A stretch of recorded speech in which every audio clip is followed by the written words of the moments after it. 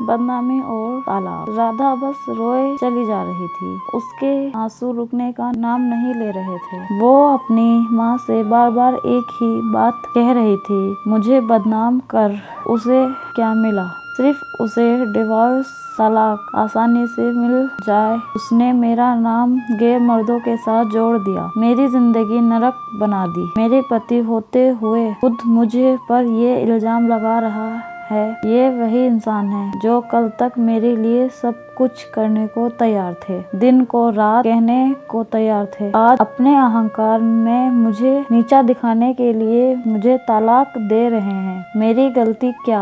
अपने और अपनी बेटी के लिए आवाज उठाना। अब लोग भी मुझे अजीब नजरों से देखते हैं, गंदी बातें करते हैं। रास्ते पर चलना मुश्किल हो गया है। सहेलियों ने भी मुंह फेर लिया है। बस कुछ ही मुझे समझाती हैं और मेरे साथ हैं। माँ, आपका भाई बहन का साथ और बेटी का प्यार साथ मेरा हौसला बढ़ाता है। मैंने भी फैसला कर लिया है, मैं लोगों के तानों से, बदनामी से डरूंगी ना ही झुकूंगी, ना रुकूंगी। अपने आत्मसम्मान और हक के लिए बिना थके लड़ूंगी। लोगों से, उस इंसान से जिससे इंसानियत ही नहीं रही। और फिर शुरू हुए कोर्ट कचहरी के धक्के, पैसों की और समय दोनों की बर्बादी। पर कोई दूसरा रास्ता नहीं दिख रहा था। सबसे बड़ा दुख, झटका उस वक्त लगता था राधा को जब उसका पति कोर्ट में सामने खड़े होकर गलत गंदी बात बोलता था। वो बहुत मायूस हो जाती थी। कभी कभी सब कुछ छोड़कर कहीं दूर भाग जाना चाहती थी, पर उसका अंतर्मन उसे झंझोर देता। तुम ऐसे पीछे नहीं हट सकती, तुम चुप नहीं रह सकती। और राधा फिर हिम्मत कर खड़ी हो जाती, अपनी बेटी के हक के लिए सोचती, मैं मजबूत बनूंगी तभी बेटी को मजबूत बना पाऊंगी। जैसे जैसे कोर्ट में केस आगे बढ़ रहा था, राधा का आत्मविश्वास भी बढ़ता जा रहा था। राधा बेहिचक अपना काम करने लगी थी। उसे महसूस होने लगा था लोगों के सामने एक अच्छी शादीशुदा जिंदगी का दिखावा करना बहुत गलत था।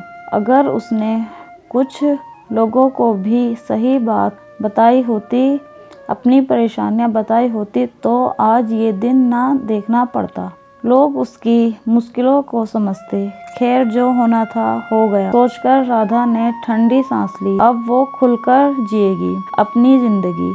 उधर राधा के पति को भी एहसास हो गया था, उसने राधा पर झूठे इल्जाम लगा मुसीबत मोल ले ली है। उसने तो सोचा था राधा जैसी समाज में एक अच्छी जिंदगी जीने का दिखावा करने वाली औरत मुंह बंद कर चुपचाप घर में बैठ जाएगी, पर हुआ सब कुछ उल्टा। राधा ने तो घरेलू हिंसा की सच्चाई सबके सामने रख दी थी। कुछ सबूत भी जुटा लिए थे राधा ने। वो अब अपनी बेटी के साथ जीना सीख गई थी।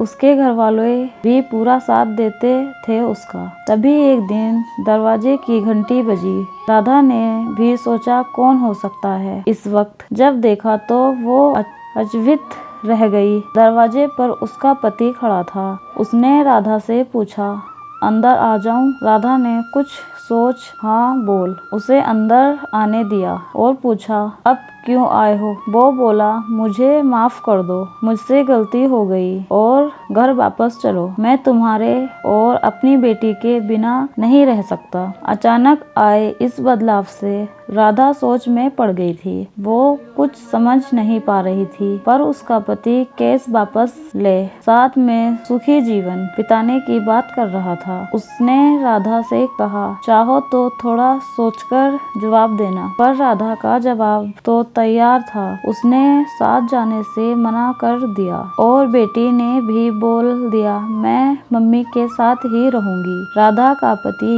ये बोलकर, तुम ठीक नहीं कर रही हो वहाँ से चला गया। पूरी रात वो सोचती रही, उसने गलत निर्णय तो नहीं लिया? क्या मुझे अपनी बेटी के अच्छे भविष्य के लिए साथ चले जाना था? बेटी को माँ पापा दोनों मिल जाते, शायद सच में उनकी सोच बदल गई हो। सोचते सोचते सुबह हो गई। सब घर वाले भी सोच में थे, क्या किया जाए, इंसान बदल भी तो सकता है। पर सबने समझदारी दिखा, कुछ दिन इंतजार करने का सोचा। तभी केस की तारीख भी आ गई। राधा ने सोचा था आज के पति के व्यवहार से पक्का निर्णय ले लूंगी, और जो हुआ सोच से बाहर था। पति का वही रूप पाया।